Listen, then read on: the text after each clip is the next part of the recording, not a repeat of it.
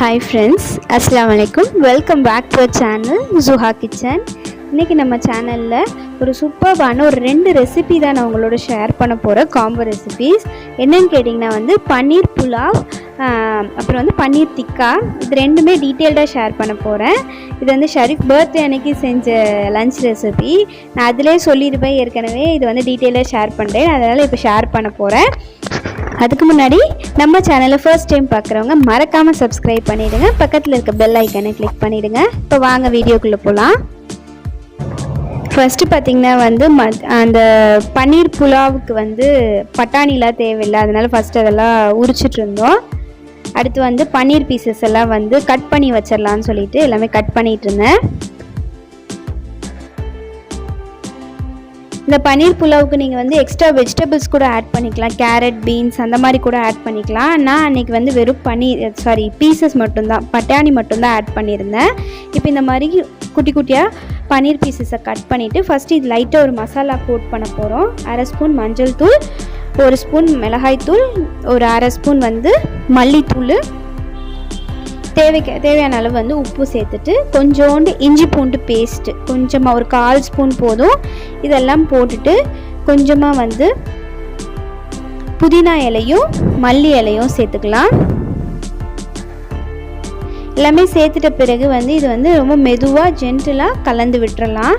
இது அந்த உடன் கரண்டி இருக்கும் இல்லைங்களா, அந்த மாதிரி இதில் யூஸ் பண்ணுங்கள் இந்த ரெசிபி ஃபுல்லாகவே. அப்போ தான் நமக்கு ரைஸும் உடையாது, பன்னீர் பீசஸும் உடையாது. இப்போ இது நல்லா மசாலாஸ் எல்லாமே நல்லா கோட் ஆகிடுச்சு.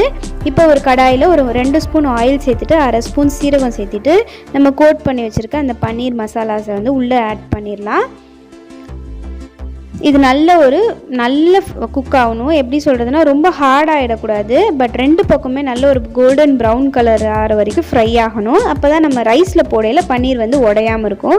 இது பார்த்திங்கனாவே தெரியும் உங்களுக்கு, நல்ல ஒரு 2 பக்கமே குக் ஆகிருக்கு. இப்போ அடுத்து பன்னீர் டிக்காவுக்கு மேக்னேட் பண்ண போகிறோம். ஃபஸ்ட்டு தயிர் சேர்த்துக்கிட்டு 1/2 ஸ்பூன் மஞ்சள் தூள், 1 ஸ்பூன் மிளகாய் தூள், ஒரு 1 ஸ்பூன் கரம் மசாலா, இது கறி மசாலா 1/2 ஸ்பூனு,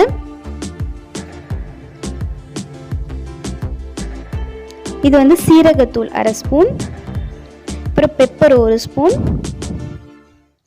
இது காஷ்மீரி மிளகாத்தூள், அது கலருக்காக ஆட் பண்ணிக்கிறேன். அப்புறம் 1 ஸ்பூன் இஞ்சி பூண்டு பேஸ்ட்டு,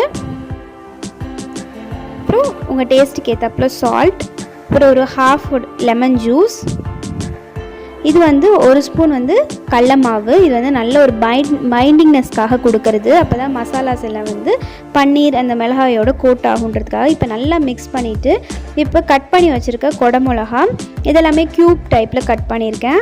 குடமிளகா, அனியன்ஸ், அப்புறம் நம்ம கட் பண்ணி வச்சுருக்க பன்னீர் பீசஸ் எல்லாத்தையும் சேர்த்து நல்லா மெதுவாக பொறுமையாக கலந்து விட்டுறலாம். எதுவுமே பன்னீர் உடையாமல் பார்த்துக்கோங்க. இப்போ கலந்து இது ஒரு 1/2 அன் ஹவர் மேக்னேட் ஆகட்டும், ஊறட்டும். அடுத்து நம்ம ரைஸ்க்கு போயிடலாம். இப்போ ஃபஸ்ட்டு பன்னீர் புலாவ் செய்கிறதுக்கு ஹோல் ஸ்பைசஸ் எடுத்துக்கிறேன்.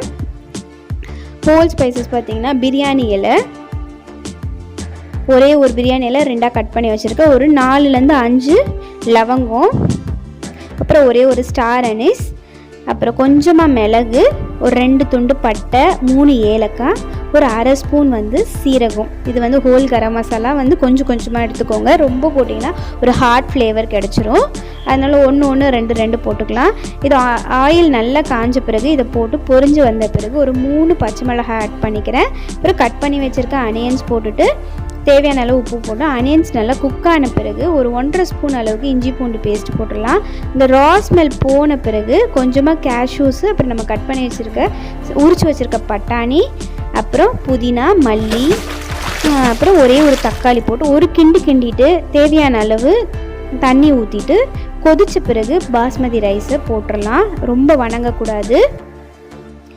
இப்போ நல்ல ரைஸ் கொதிச்சிட்ருக்க டைமில் நம்ம குக் பண்ணி வச்சுருக்க பன்னீர் பீசஸை போட்டுட்டு கலந்து விட்டுட்டு பாதி தண்ணி ட்ரை ஆன பிறகு க்ளோஸ் பண்ணிடலாம். அன்றைக்கி பார்த்திங்கன்னா கடாய் சிக்கனும் ப்ரிப்பேர் பண்ணியிருந்தேன். அதை நான் டீட்டெயில்டாக ஷேர் பண்ணலை, ஏற்கனவே இந்த ரெசிபி ஷேர் பண்ணியிருக்கேன். இப்போ இந்த பக்கம் பார்த்திங்கன்னா ரைஸ் நல்லா குக் ஆகிருக்கு. நான் மோஸ்ட்லி சொல்லியிருக்கேன் குக்கருக்கு விசில் விட மாட்டேன். நல்லா பாதி தண்ணி ட்ரை ஆனோடனே குக்கர் மூடி போட்டுட்டு சிம் பண்ணிடுவேன். அந்த மாதிரி ட்ரை பண்ணி பாருங்கள். ரைஸ் நல்லா ஒரு உதிரியாக குக் ஆகிருக்கு. பன்னீர் பீசஸும் உடையில. இந்த பக்கம் பார்த்திங்கன்னா டிக்காவுக்கு வந்து அந்த உடன் ஸ்கியூவர் வந்து ஊற வச்சுருக்கேன். இப்போ நல்லா ஆல்டர்னேட்டாக குடை மிளகா, வெங்காயம், பன்னீர் இந்த மாதிரி ஆல்டர்னேட்டாக கோர்த்துட்டு பொரிச்சு எடுத்துடலாம். அவ்வளோதான், நம்ம ப்ரிப்ரேஷன் எல்லாமே ப்ரிப்பேர் ஆகிடுச்சு. இப்போ வந்து சாப்பிட போகிறோம். சூப்பராக குக் ஆகிருக்கிற பன்னீர் புலாவ், அப்புறம் பன்னீர் டிக்கா. இதுக்கு வந்து ஆனியன் ரைத்தா, புதினா சட்னி இதெல்லாம் வச்சு சாப்பிட்டா ரொம்ப சூப்பராக இருக்கும். அன்றைக்கி அது சொன்ன மாதிரி நான் வந்து கடாய் சிக்கனும் ரெடி பண்ணியிருந்தேன். ரொம்ப டேஸ்ட்டாக சூப்பராக இருந்துச்சு. சூப்பரான ஒரு பன்னீர் புலாவ், பன்னீர் டிக்கா ரெசிபி சூப்பராக ரெடி ஆகிடுச்சு. கண்டிப்பாக இது ப்ராசஸ் ரொம்ப ஈஸியாக இருக்கும். கண்டிப்பாக ட்ரை பண்ணி பாருங்கள். இந்த வீடியோ பிடிச்சிருச்சுன்னா லைக், ஷேர் அண்ட் சப்ஸ்கிரைப் பண்ணிவிடுங்க. மறக்காமல் உங்கள் ஃப்ரெண்ட்ஸ் அண்ட் ஃபேமிலிக்கு ஷேர் பண்ணுங்கள். இன்னொரு ஒரு சூப்பரான இன்ட்ரெஸ்டிங்கான வீடியோட உங்கள் எல்லாத்தையும் மீட் பண்ணுறேன். Until then, take care. Bye-bye. Thank you.